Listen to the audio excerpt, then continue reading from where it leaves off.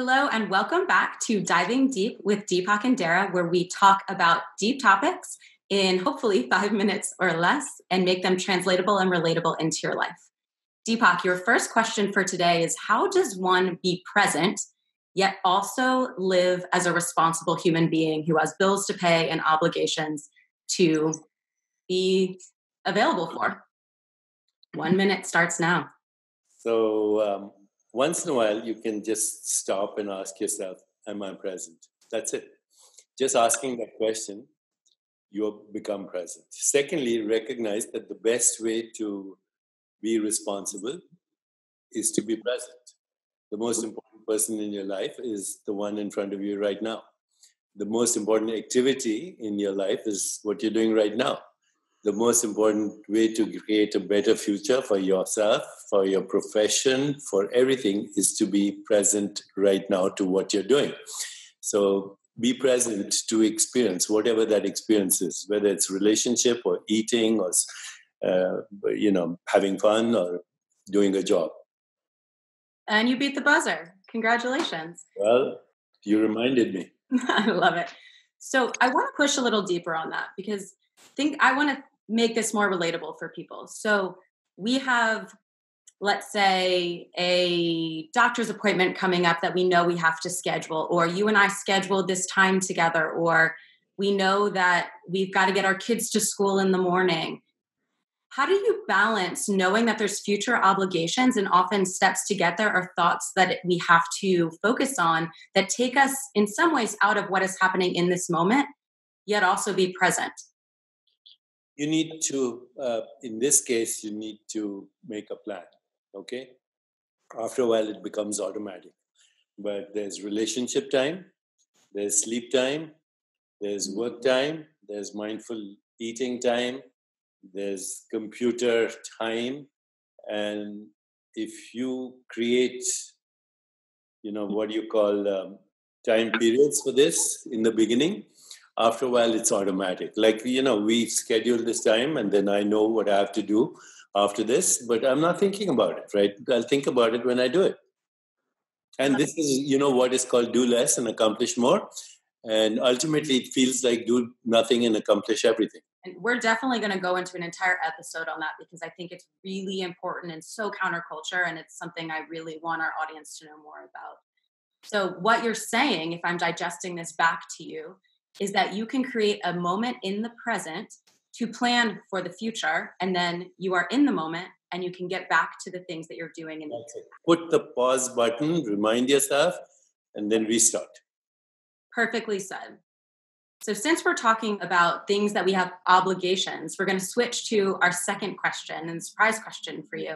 In this case, the question is, when is the last time you checked your bank account? I don't do it. I mean, I'm not in the habit of doing it. Yeah, I keep $30,000 in my bank account. The rest I give to my wife and let her decide what she wants to do.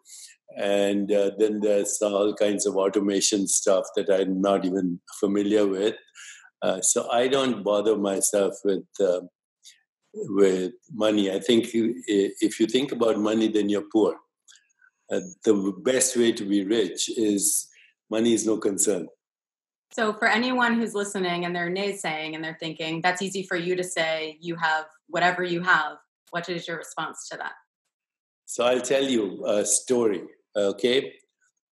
When I first met Maharishi Mahesh Yogi, my guru who started TM movement in the world, and he saw me from a distance. I was coming out of the restroom, and I think it was in Washington, and I was the only Indian in the crowd, and he thought, why not talk to this Indian guy?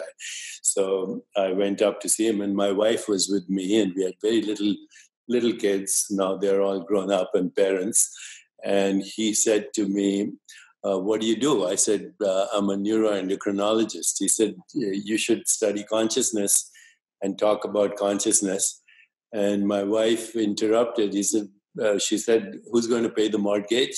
Who's going to send the kids to school? It's easy for you to say that, but my husband spent 15 years training to be a doctor, an internist, and we have responsibilities. Where's the money going to come from? And she asked him very sternly. And he thought for a bit, and he said, the money will come from wherever it is at the moment. And I love that so much. I live by that. And after a while, I stopped thinking about it. I pursued my passion. And I didn't even concern myself about the results at all. And then I created a mantra in my mind: pursue excellence, ignore success. And it happened. So that's just a story, but it's been true for me. Everything I need right now, everything I need, whether it's money or a relationship, is available to me right now. There you have it, folks. Even Deepak and his wife had some of these same questions, but look where they are now. So just like Us Weekly says, celebrities, they're just like us. With that, thank you so much for tuning in. If you want to hear more from us, then there's a few ways that we can do that. One, subscribe to our channels on YouTube. We would love to hear from you and know in the comments what you took away from this and any questions you'd love for us to discuss. We also have a bonus for you, a freebie. If you go to lifebydesignsummit.com/Deepak, we have a 1-hour free masterclass for you on living a more meaningful life. And with it comes a guided meditation from Deepak, who is obviously the best. And if you want to connect with us further, find us on Instagram and Twitter at Deepak Chopra and at Darrah B. Until next time, we look forward to diving deep with you.